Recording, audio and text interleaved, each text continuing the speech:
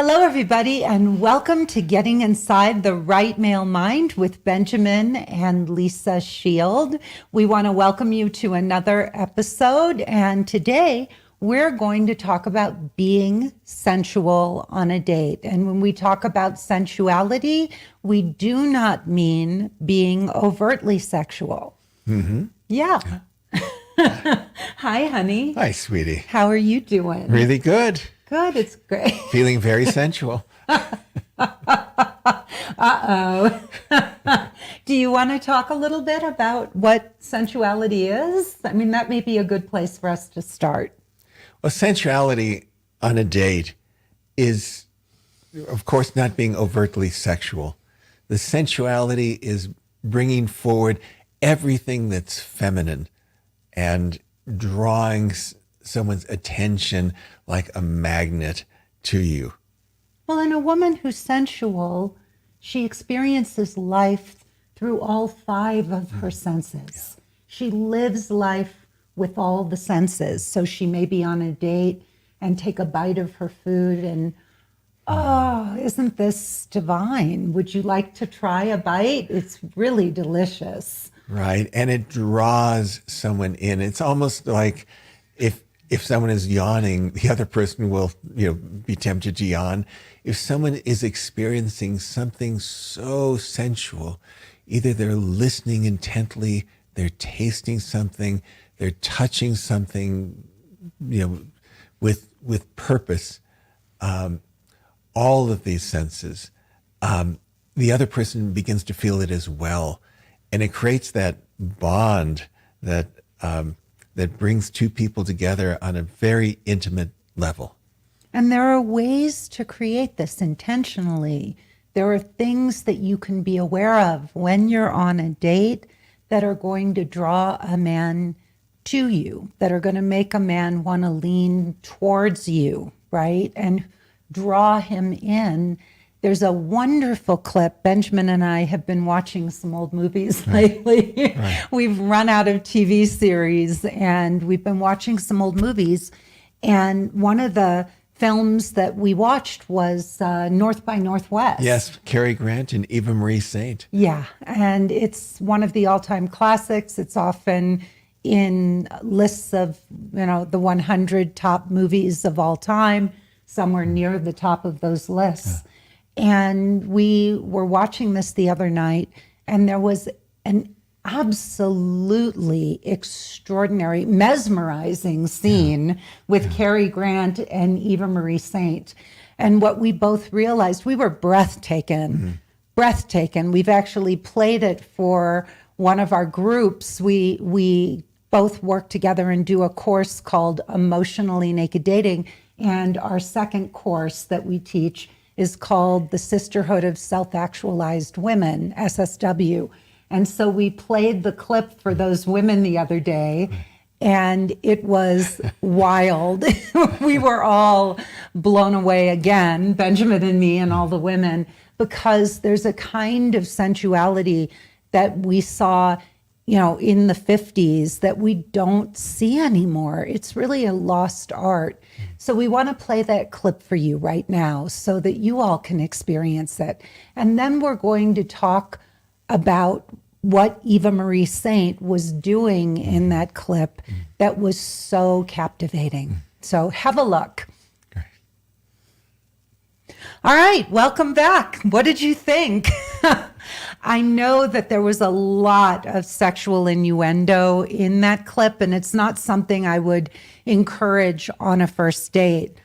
But there were many, many, many things that Eva Marie Saint was doing in that scene where she was really captivating Cary Grant, and he couldn't take his eyes off of her. So let's talk, babe, about some of what was going on there. Well, the first thing is what Lisa and I refer to as bell jarring.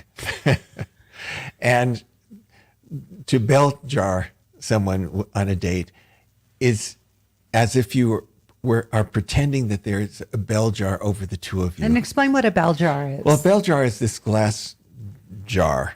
Like they use in, like if you were to go to a a museum, they might have this glass jar over a specimen, or Exactly, protecting it. yeah, protecting it. And so if you could imagine this glass jar over the two of you and nothing else exists. And with sensuality, that is much of what sensuality is being with that other person, there's that connection that nothing can break at that moment. And it just draws the person in. And it's so rare because so few of us have experienced this in our entire lives. Yeah. And if I can add to that, being under this bell jar, it's a technique that we teach the women in our course. And they will come back and they will say, I was bell jarring him all night. And it was just amazing. He could feel it and I could feel it. And Benjamin did this to me on our very first date. And I knew it was conscious. I knew that what he was doing, this incredibly hyper-focused attention that he was putting on me, was intentional. And it felt like only the two of us existed in the world at that moment, just the two of us. It's as if outside, we were in this fishbowl and everything that was there were things going on around us, but it was almost like it was out of space and time. And even if the waitress came up to take our order, Benjamin would literally acknowledge that he was breaking the connection, and then he would turn to the waitress and give her his full attention, and then he would come back to me and be fully connected again to me. But there was no looking around, there was no looking at his phone, there was nothing that broke the connection between the two of us. And if you look at that clip, you will see that she never takes her eyes off of Cary Grant. Yeah. Yeah. In fact, we did that on the second date also. We were at a charity event in a client's backyard. And fortunately, I knew the client well because we were so much in this bell jar that we didn't realize that not only had all the other guests left, but the caterer had packed up all the food, all the other tables except ours. We had no concept of that. Yeah, until we saw them folding up the chairs around us and we looked around and we realized that we were so absorbed in each other that we didn't even notice what was going on around us. Many of you have probably been on a date or been talking to a friend where you have had a similar experience, where you're so connected and you're out of space and time that you forget what's going on around you. So you may have accidentally stumbled into the bell jar and you know what that feeling is like. Benjamin creates it intentionally. And what was very interesting was that when we were researching, reading a little bit, just, looking for the clip and all, we read that Alfred Hitchcock had told Eva Marie Saint not to break the eye contact in that whole scene. He only gave her 3 instructions, and one of those was, 3. What were they, babe? To lower? Well, one was, not to break eye contact. The other one was to lower her voice. And when our voice is lowered, often we speak more slowly, and there's nothing frenetic about a lower voice. Because when we get excited and distracted, our voice tends to go up. Yeah. And he also said not to move her hands around. Yes. He told her not to move her hands around. And if you think about it, that would be distracting, right? If she had been doing this and whatever.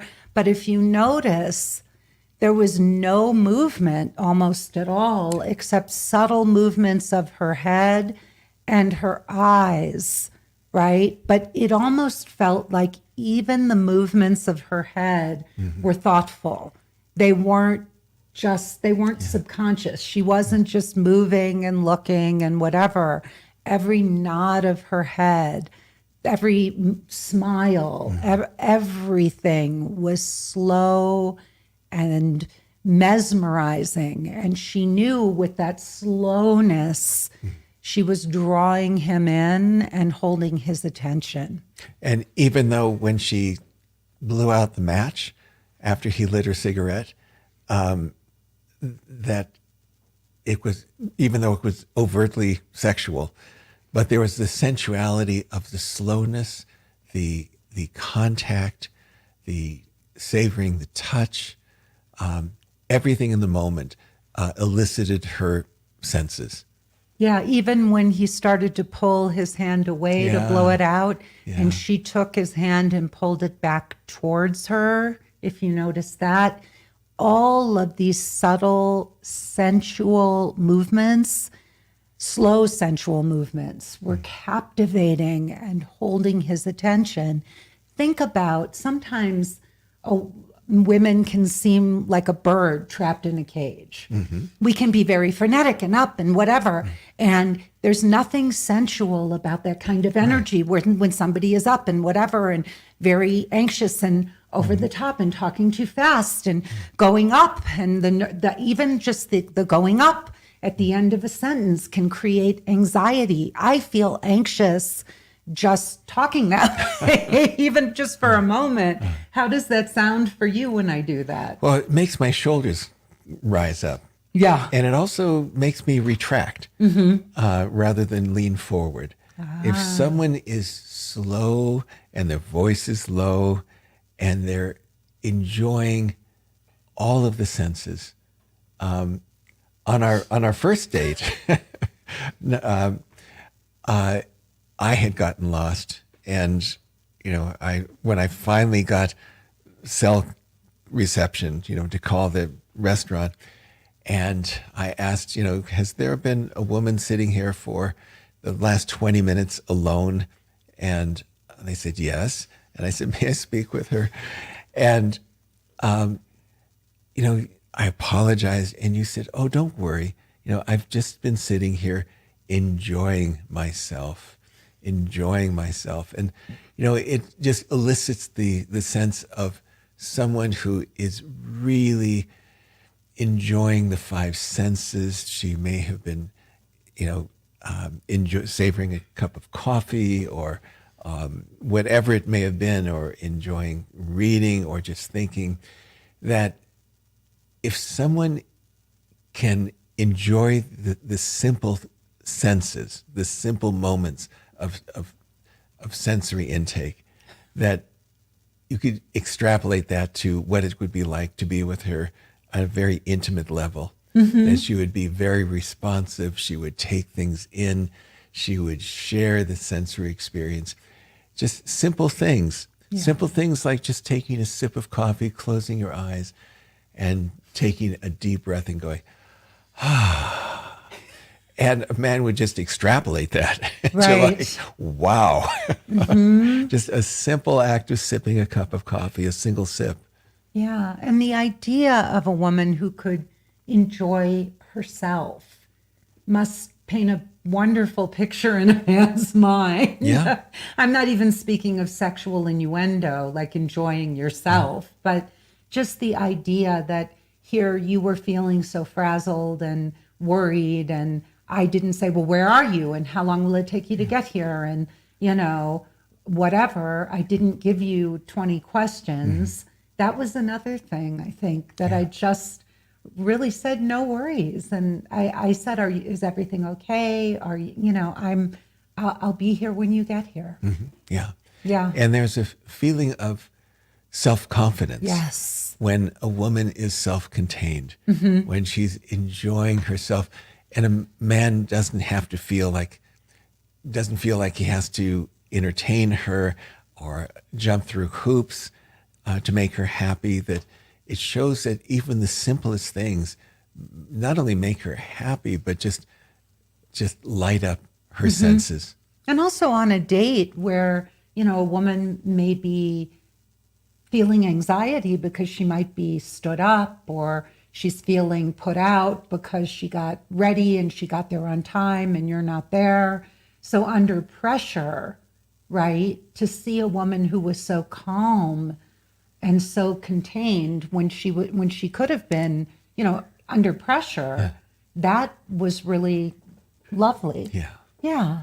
So let's go back to confidence, because Eva Marie Saint in that scene exuded self-confidence. There was something so charming, like when one of the things I loved about that scene was when Cary Grant mentioned that it's hard for a man not to think about, sitting across from a beautiful woman, not to think about making love to her.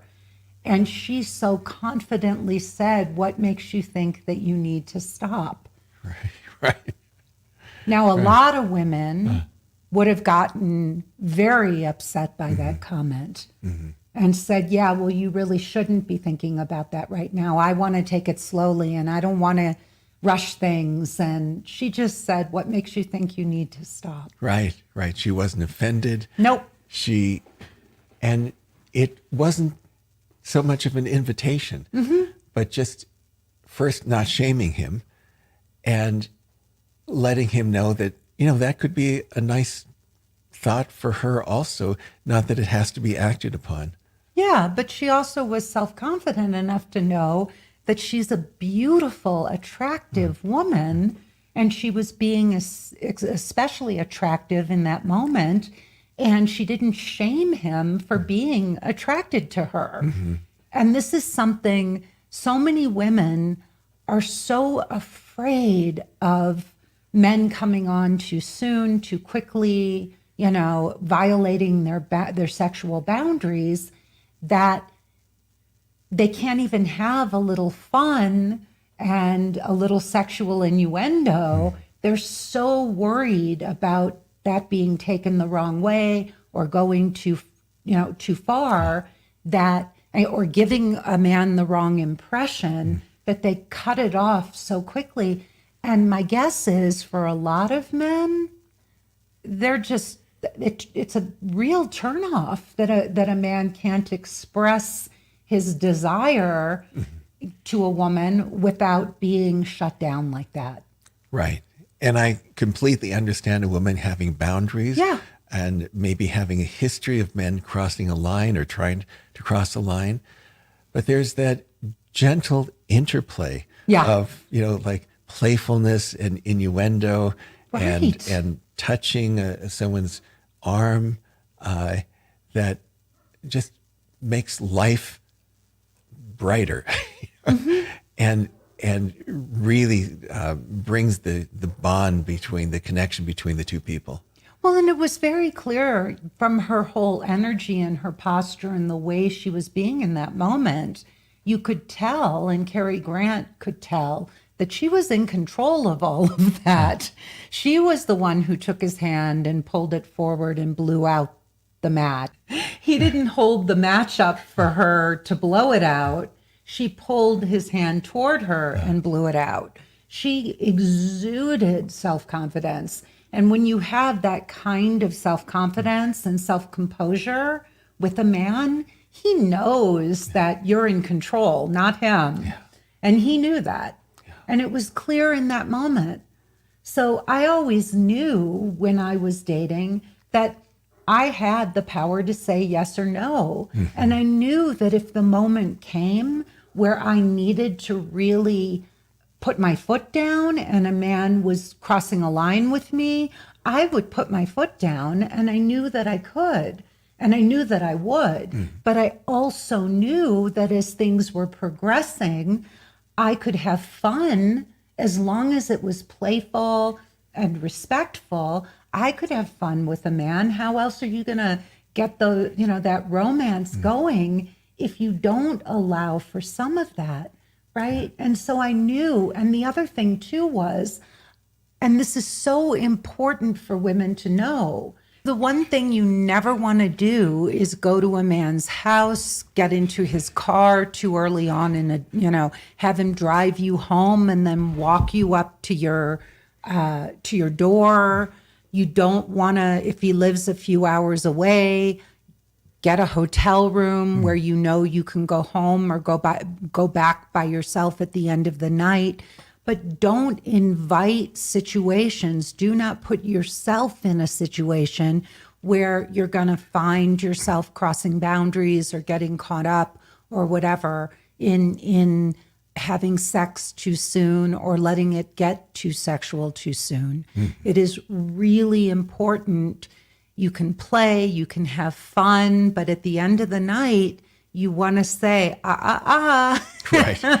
we're going to have to get to know each other a little better before we go down that road.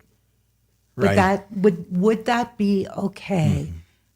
So you want to actually be able to play and have fun, but say goodbye at the end of the night, go home to your respective places. Now, I have had clients who have put themselves in situations where they've gone to a man's home for dinner, or they've, and they may even say before they go, look, I'm happy to come over for dinner, but I just want to be clear that I'm not staying the night and that I am not going, I'm not interested in this getting too sexual too soon. And then things escalate after they have some wine and some dinner and they're making out on the sofa and all. So if you do not feel for any reason that those the boundaries or the walls may come down, and you may find yourself either giving the man the wrong impression or crossing your own boundaries, just wait. It is so much better to wait. But at the same time, you cannot keep slapping a man down every time he makes a sexual pass or an innuendo, because most of us women want men to initiate sex. We want them to be the first one to kiss us. And the problem is men are so confused today, right, babe? Oh, yeah. Confused and fearful. Confused about the ambiguity of when to move forward, what signs are given to move forward, and then how forward they could move. But also fearful that even the wrong gesture could create a reaction, and that reaction could be very serious and could linger in his history and come back to bite him. So, it is a curious time because these boundaries are important, but they also are confusing as far as spontaneity, as far as just letting sensuality and even sexuality unfold in a proper way, in a proper time. And we have known many women that have wondered why by the fifth date, the guy hasn't even kissed her. Yeah. And it's very possible he's just afraid of being too forward without clear signs of her initiating. And she's wondering, why isn't he initiating? And women, it's really a paradox, because women want men to initiate. And then often when a man does, it's not, it's too soon. It's not the right time. He came on too hard or whatever. And it's also up to us women to be careful that we don't shame a man when that happens. And I would encourage you all to avoid having shaming conversations like saying, I just need to take it slowly, and, I don't kiss on the first date and whatever. If you can find a charming, playful, kind way to say, hey, cowboy, let's just slow it down, or, I would love to kiss you. Let's get to know each other a little bit better first. But finding these subtle, these kinder, more subtle ways. We don't have to come down like a sledgehammer the first time or even the second time. If it keeps going and a man is still pushing, even after you've said kindly, let's slow it down, or I'm not ready for that, or whatever, and he doesn't hear you, then the next time you can say, hey, I just want to be clear with you that I like you very much. I'm so interested in getting to know you, and sex is not the first thing on my agenda. I want, I wouldn't say in that moment, I'm looking for a long-term relationship. I would not say that to a man in that moment. That is not the right thing to say. You just need to say, I move a little bit slower than you're moving right now. Yeah. And I think most of us who are over 16, have jumped into relationships, and sex without establishing really trust and safety, knowing the person, and a foundation of friendship. And so they jump in, they become lovers, and then they have to try to retrace their steps and try to become friends. And it often doesn't work. And I think most of us here giving the call and hearing this podcast have experienced that. Yeah. That it just doesn't, it turns, it's up, the relationship gets turned upside down. Yeah. And then going on to another part of, another thing that really stands out in that video is that she uses few words. Right. She uses very few words. In fact, I loved it when she says, I'm Eve Kendall, I'm 26 and unmarried. Now you know everything. Right. And first, he realizes he doesn't know everything, and it draws him in. But it also doesn't flood him and flood the conversation with this tidal wave of words where a guy just begins to tune out. Yeah. I mean, it's not, there's, ask me more questions, or why didn't he ask me more? Doesn't he really want to know about me? And he does say, what do you do? And she says, I'm an industrial designer. Right. But beyond that, there's not a lot of information given in that first date or that first encounter. There's few words and there's a lot of mystery, which makes her even more intriguing. That's what makes a man really want to get to know her. Not this whole, well, what are you looking for? Well, what are you looking for? Well, what are you doing? And all these questions back and forth. There's room, there's space, there's few words, and there's a lot of eye contact. Right. And even though there are few words, she's still not hiding. She's not, right. Like a man doesn't feel like, what is she hiding? Her confidence in just saying, this is who I am in about 3 sentences or 3 phrases. It's mesmerizing. It draws him in. And also, even though, she lowers her voice, which is very sensual, because you could imagine a woman with a high pitched voice, and it loses some of the sensuality of just this slow, that we see in the movies of the 40s and and 50s and but she still has prosody, and which is the modulation of her voice. So even though it's low, we hear that it fluctuates, which is a very feminine characteristic. That beautiful fluctuation, that prosody of the voice. Yeah. And yeah, it's really lovely. I mean, there's so many subtleties to that scene. So many subtleties. And of course, she's a stunningly beautiful woman. But I would venture to guess that any woman on a date who would be doing many of the things she was doing would seem captivating and charming and entrancing. Another thing that I'll add is she is extremely playful in the scene. She's very, very playful. She by not giving too much information, by blowing out the match, By being understated when, when the policemen are and about to board. mysterious. Yeah.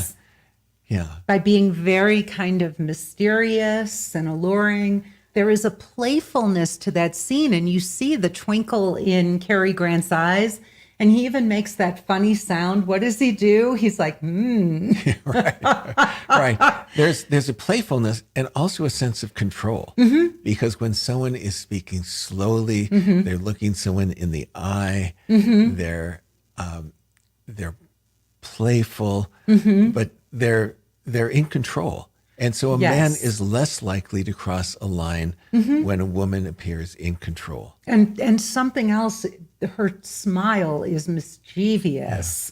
Yeah. Mischievous. The way she lowers her chin and looks up at him and smiles. Yeah. Oh my God. Yeah. I mean, you just wonder what's on the other side of that smile. What's going on? She leaves a lot of room for speculation, for wondering what's going on inside of her, because she's leading him on in a way, and with everything she's doing, it's so calculated, but not manipulative. Yes. Yeah. Yeah, it's fun, it's playful, it's mysterious. I mean, it's just such a beautiful example of the lost art of sensuality and connection. And imagine, I wish I had seen that clip before my first dates. I think I would have left a lot of men going home by themselves thinking, wow. Oh, yeah. And we saw a movie right after that with Cary Grant and Grace Kelly, To Catch a Thief. Yes.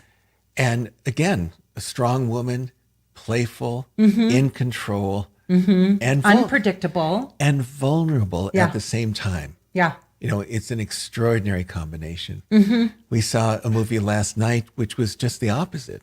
We saw a movie called Sullivan's Travels, which is often listed in the top 100 comedies, at least. And the leading lady, Veronica Lake, had none of that. Right. She was not, there was not the eye contact, there was not the prosody, there was not the sensuality. No. And the movie was boring. Yeah. And it was probably, in real life, it would have been boring to the guy. Just the opposite. It was really nice to see the difference, the contrast. Yeah. And we also watched a clip of Audrey Hepburn. Oh, yeah. From Sabrina, where, who was the leading man, babe? William Holden. Yeah, where he happens to see her standing at the train station and he can't remember who she is, and he picks her up. And again, it's all in her eyes. Yeah. Her eyes, you cannot take, and her smile. And few words. And her voice was slow and low. And there was a little bit of mystery because she was answering the questions, but she was purposely being playful. She's turned out to be the daughter of the chauffeur of this wealthy family. Where he lived. He was driving, he picked her up and was driving her home, and he drives her to his house, and he looks up and he says, "Wait a minute, I live here." And it was so cute. It was really playful. Yeah. And the way she sort of teased him and led him on and didn't give direct answers to his questions was adorable. Yeah, and she was answering them truthfully, but playfully. Well, the funniest thing was she gets in with her dog and she says, "Come on, David." And he's like, "Wait a minute, your dog's named David. I'm David." And he doesn't put the pieces together.